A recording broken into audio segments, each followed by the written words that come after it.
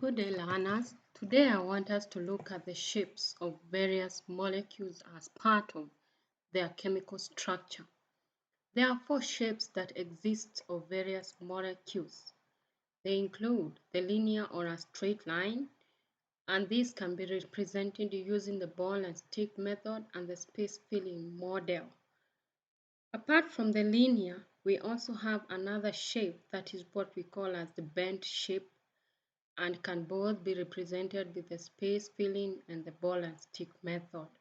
Thirdly, we have what we call as the trigonal pyramid, which can, just as the others, can be represented using the ball and stick method and the space filling method. And we will see also the fourth type, which is the fourth kind of a shape, which is the tetrahedral shape. And in this our class, we will focus more on the fourth kind of the fourth kind of a shape for our molecules. But within the molecules and in their various shapes, they are determined by the various intermolecular attractions. And the intermolecular attractions can be categorized into two. They can be either what we call as van der Waals forces. These are weak forces between nonpolar molecules, and the other category are what we call as the hydrogen bonding. This is a strong attraction between special polar bonds. Remember, please, that van der Waals forces are between nonpolar molecules, while hydrogen bonding is between polar molecules. Van der Waals forces occur when nonpolar molecules exist in their solid and liquid phases, because during that they interact with each other. The molecules interact with each other.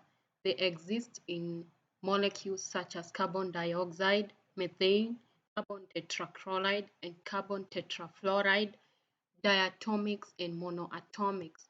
When I talk of diatomics, I talk of a molecule that consists of two atoms. For instance, carbon dioxide has got carbon and oxygen. When I talk of monoatomics, it means that there is an element with more than one atom to form a molecule, as is in the case of hydrogen gas, fluoride gas, nitrogen gas, chloride gas, among others.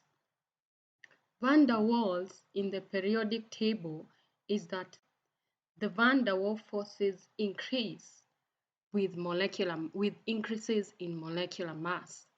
They increase with closer distance between the molecules, and they decrease when the particles are far apart.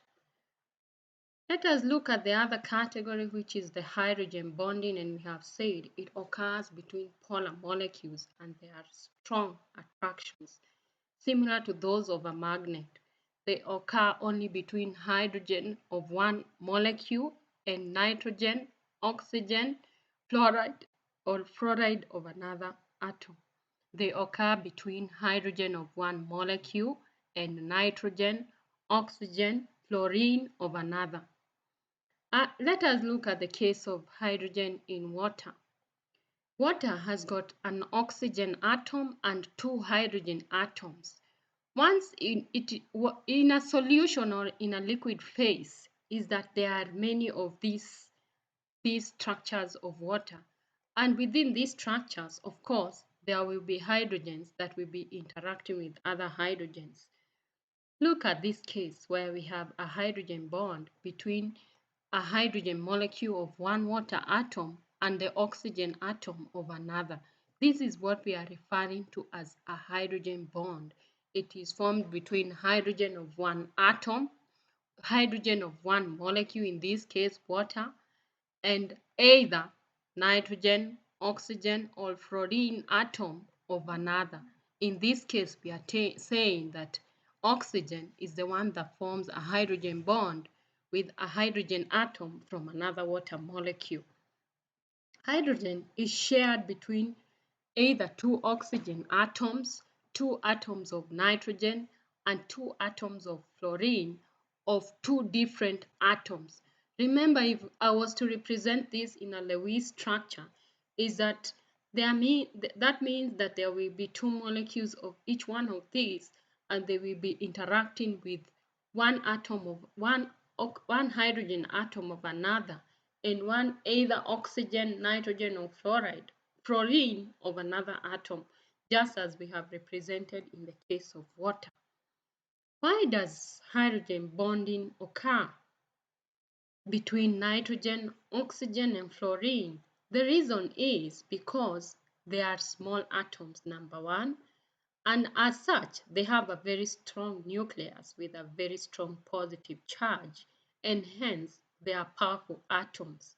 Number two is because of their very high electronegativities. Remember what we said electronegativity is? It is the ability, the strength in which a certain atom is able to attract electrons to itself. Hence, we are saying that nitrogen, oxygen, and fluorine, being small atoms, have got very high capacity to attract the electrons of hydrogen. And hydrogen, being a very small atom, has got a very strong nucleus, and so is its the one positive proton that has got very high strength to also be attracted to other nonmetals.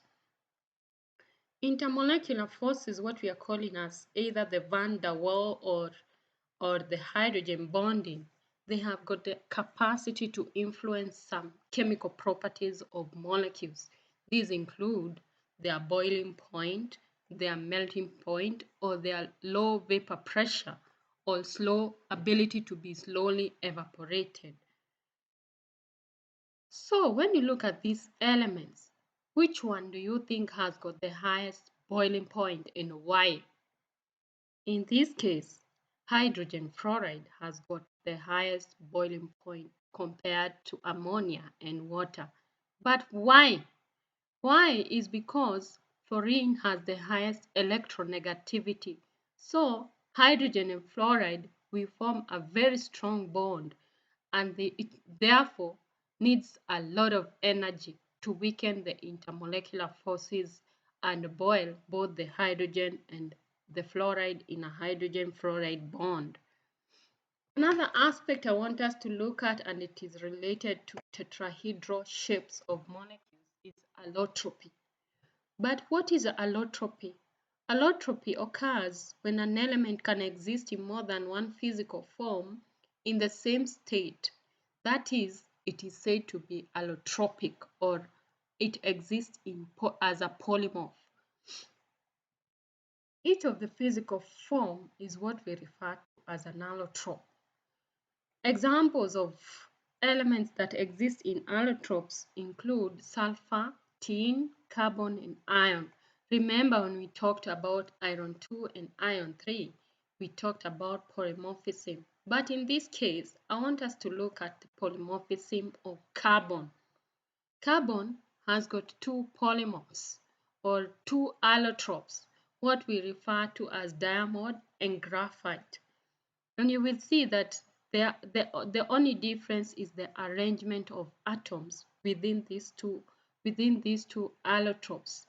What are the differences between graphite and diamond? Here is a list of the various differences between graphite and diamond, which I would like you to be familiar with. However, I want us to look at one unique difference of one unique characteristic or characteristic difference of the allotropes of carbon, that is graphite and diamond. And in this case, graphite conducts electricity, but diamond doesn't. But why? Graphite can conduct electricity because of its vast electron delocalization within the various carbon layers. When you look at the structure of graphite as we have seen, the various carbon electrons are delocalized, hence they are free to move, so they are able to conduct electricity, just as was the case in the case of metals, where we said the electrons are free to move once they are delocalized, and the delocalization process only occurs in their liquid phase, or when in aqueous form. However, the electricity in this case of graphite is only conducted within the plane of the layers. Diamond, on the other hand, is tetrahedral in shape, and so the carbons are linked with each other and they are not free, like in the case of graphite.